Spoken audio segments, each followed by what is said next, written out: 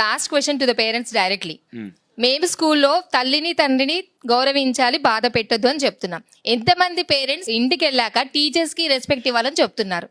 అది మేము క్వశ్చన్ చేస్తున్నాం. యాజ్ ఎ టీచర్స్ ని గౌరవించాలని వాళ్ళు చెప్పాలి, మోటివేట్ చేయాలి. మెయిన్ క్లాస్ లో సబ్జెక్ట్ కాకుండా చాలాసేపు మోటివేషన్ క్లాసెస్ కూడా తీసుకుంటాం. సో ఆ మోటివేషన్ అనేది ఈవెన్ పేరెంట్స్ కూడా తీసుకుంటే మీరు అనుకున్న చేంజ్ ఏదైనా రావచ్చు. ఖచ్చితంగా నేను ఇందాక కూడా చెప్పాను, అమ్మ నాన్న టీచర్ ముగ్గురు కలిస్తేనే పిల్లాడి జీవితం బాగుపడుతుంది. తల్లి గనక పిల్లాడి ముందు తండ్రిని తక్కువ చేస్తూ మాట్లాడితే పిల్లాడి జీవితం నాశనం అయిపోతుంది, తండ్రి విలువ పడిపోతుంది. తండ్రి కనుక తల్లిని తక్కువ చేస్తూ పిల్లాడిని హైలైట్ చేస్తూ తల్లిని తక్కువ చేస్తూ ఉంటే తల్లి వాల్యూ పడిపోతుంది.